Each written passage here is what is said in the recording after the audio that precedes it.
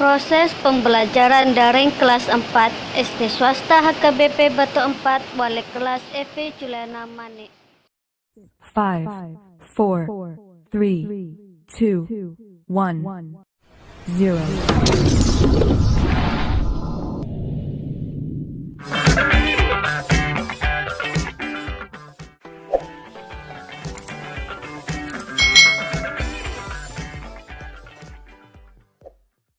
Hari ini kita akan belajar bersama-sama untuk mata pelajaran tematik kelas 4. Kita belajar di tema 3 peduli terhadap makhluk hidup, subtema 1 hewan dan tumbuhan di lingkungan rumahku, pembelajaran yang kelima. Mari adik-adik kita belajar dengan penuh semangat. Adik-adik telah belajar tentang padi dan sayuran.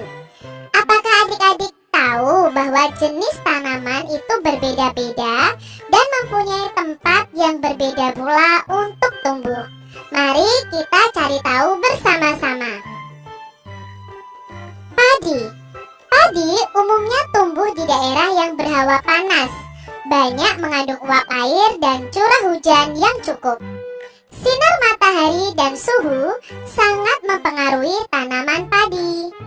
Suhu yang baik untuk pertumbuhan tanaman padi adalah 23 derajat Celcius. Tinggi tempat yang cocok untuk tanaman padi berkisar antara 0 sampai 1.500 meter di atas permukaan laut. Tanah yang baik untuk pertumbuhan tanaman padi adalah tanah sawah yang terdiri atas kandungan fraksi, pasir, debu, dan lempung. Diperlukan pengairan yang cukup agar padi dapat tumbuh dengan baik. Ini adalah informasi mengenai tanaman padi. Lalu tanaman berikutnya adalah teh. Teh umumnya itu tumbuh di daerah pegunungan. Suhu yang baik untuk pertumbuhan tanaman teh, ya ini tanaman teh ya, Kak Citra salah ketik, adalah berkisar 13-15 derajat Celcius dengan curah hujan tahunan tidak kurang dari 2000 mm kubik. Sinar matahari dan suhu udara sangat mempengaruhi pertumbuhan tanaman teh. Bila suhu mencapai 30 derajat Celcius, maka akan memperlambat pertumbuhan tanaman teh. Tanah yang cocok untuk tanaman teh adalah tanah yang subur dan banyak mengandung bahan organik dan biasanya terletak di lereng-lereng gunung atau perbukitan. Nah, ini tadi informasi mengenai tanaman teh. Apa kesimpulanmu tentang tanaman padi dan teh di atas tadi? Apa perbedaan antara tempat hidup tanaman padi dan teh? Menurutmu, apakah padi bisa tumbuh dengan baik di pegunungan? Atau sebaliknya, apakah teh bisa tumbuh dengan baik di sawah? Apakah keadaan alam seperti iklim dan bentuk muka bumi mempengaruhi pertumbuhan tanaman? Coba jelaskan. Di sini, sebelum menanam tumbuhan tertentu, apa saja isi yang perlu diperhatikan agar tanaman dapat tumbuh dengan baik? Kondisi dan karakteristik alam yang berbeda mempengaruhi jenis tumbuhan yang hidup di sekitar wilayah tersebut. Ayo kita cari tahu tentang kondisi dan karakteristik alam yang ada di daerah kalian masing-masing. Dari iklim, lapisan tanah, bentuk muka bumi, dan lain sebagainya. Adik-adik bisa ceritakan kalau kalian tinggal di daerah pegunungan, apa sih tanaman yang cocok untuk daerah pegunungan? Atau kalian yang tinggal di daerah yang iklim atau suhunya panas. Nah, itu apa sih tanaman yang cocok untuk kita tanam di daerah yang bersuhu panas? Nah, adik-adik bisa cari tahu tumbuhan apa saja yang cocok tumbuh di wilayah tersebut. Kamu bisa menggali informasi melalui internet, buku di perpustakaan, atau melalui narasumber.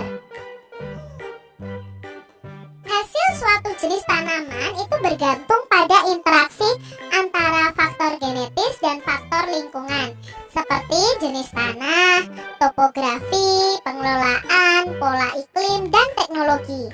Dari faktor lingkungan, maka faktor tanah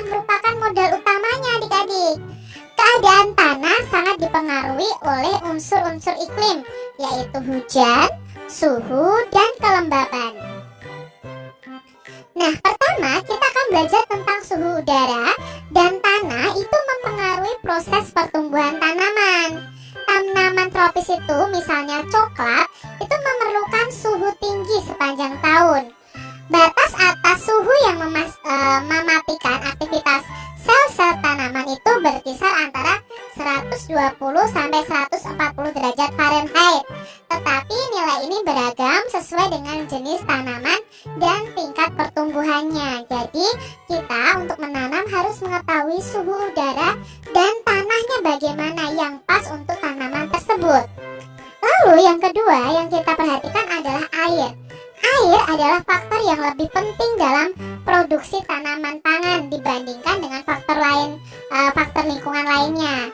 Nah, tanaman pangan memperoleh persediaan air itu dari akar. Itu sebabnya pemeliharaan kelembapan tanah merupakan faktor yang penting dalam pertanian.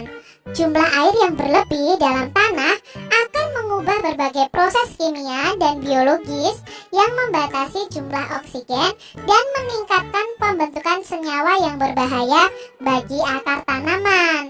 Jadi kalau akar tanamannya semakin banyak air di situ bisa membusuk adik-adik.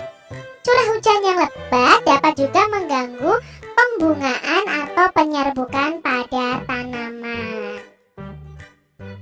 Faktor yang ketiga adalah curah hujan. Nah, curah hujan ini memegang peranan pertumbuhan dan produksi tanaman pangan.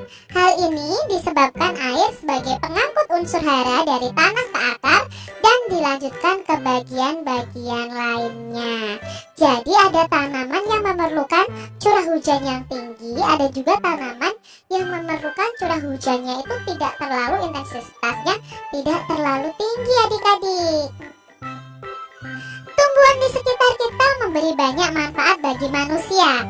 Selain untuk makanan, tumbuhan juga dapat dimanfaatkan untuk karya seni, seperti karya seni kolase yang telah adik-adik buat pada pembelajaran sebelumnya.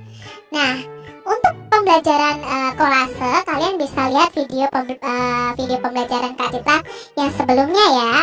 Nah, pada pertemuan sebelumnya kamu dan teman-temanmu telah membuat kolase dari tumbuhan. Pamerkan kolase tersebut di meja masing-masing dan bentuk apresiasimu. Berikan apresiasimu adik-adik. Apa sih apresiasi itu? Nah, apresiasi seni itu merupakan suatu penilaian terhadap suatu karya seni, mulai dari mengenali, menilai, dan menghargai makna atau nilai-nilai yang terkandung dalam karya seni tersebut. Jadi ketika kalian memberi apresiasi seni kepada teman kalian yang sudah membuat kolase, memberikan pujian, memberikan penilaian, memberikan kritik dan saran, itu berarti kalian sudah memberikan apresiasi seni.